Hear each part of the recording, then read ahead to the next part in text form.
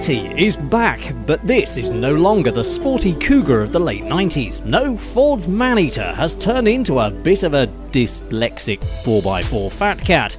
It can't even spell its own name. I mean, that's not how you spell Kuga, now is it?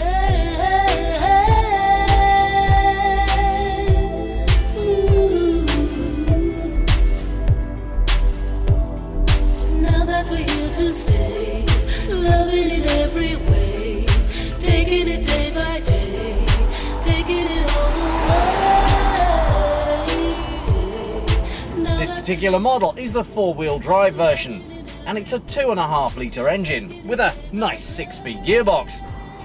Of course, the ground clearance isn't that high, so you wouldn't place this in a true off-road category. It really is intended to be more of a car than an off-road vehicle.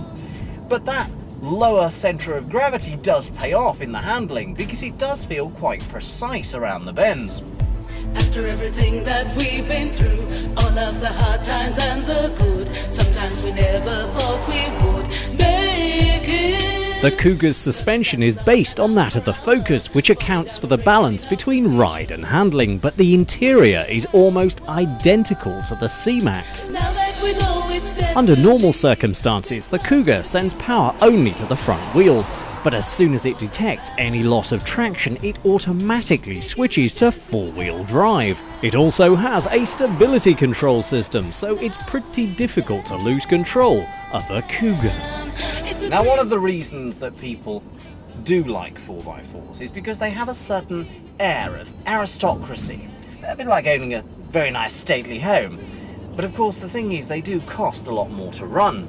And yes, you will undoubtedly get those people who will say to you that you are a Chelsea tractor driver. And that is somebody who intends to buy one of these vehicles without any intention of ever taking it off-road. But of course, this car is nowhere near as ostentatious as something like a Range Rover or a BMW X5. It's nowhere near as expensive.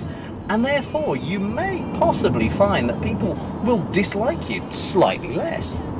There again, maybe not. You never know. Unfortunately, the fact that it's normally front-wheel drive doesn't seem to help the car's economy though, and this 2.5 litre petrol drinks like a catfish. It will also get you walloped quite hard by that Satanic Tax Man due to its high CO2 emissions.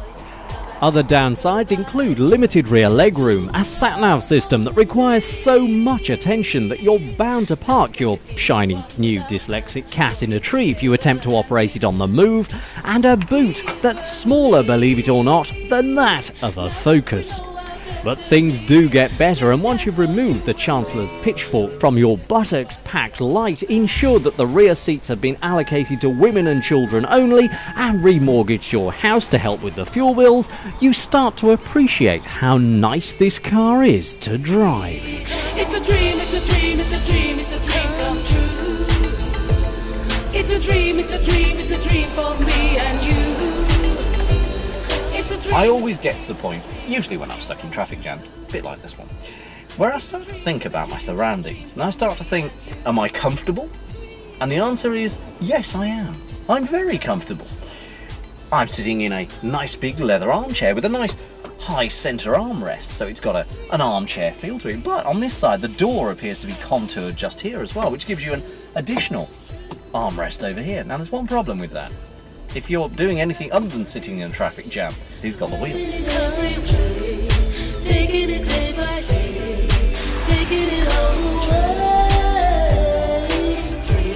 That engine is phenomenally quiet, and the controls are all well laid out. It has beautiful leather seats, all the adjustments in here are all electric, so it feels like a nice expensive SUV. The road holding's pretty good, the styling's quite innovative actually, I quite like it. Ford have obviously given this car some serious thought and come up with something that is just that little bit different. And it also has a rather clever tailgate. So the Kuga may not be able to spell its own name, and its creators may have been listening to a few too many explicit rap lyrics when they decided to adopt the patented M&M tactic of creating a brand simply by spelling it in a weird way.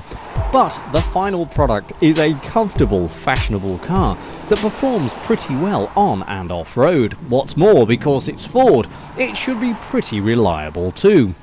I could of course rave on about its price and about the relatively high servicing costs, but that, I'm afraid, would just be catty.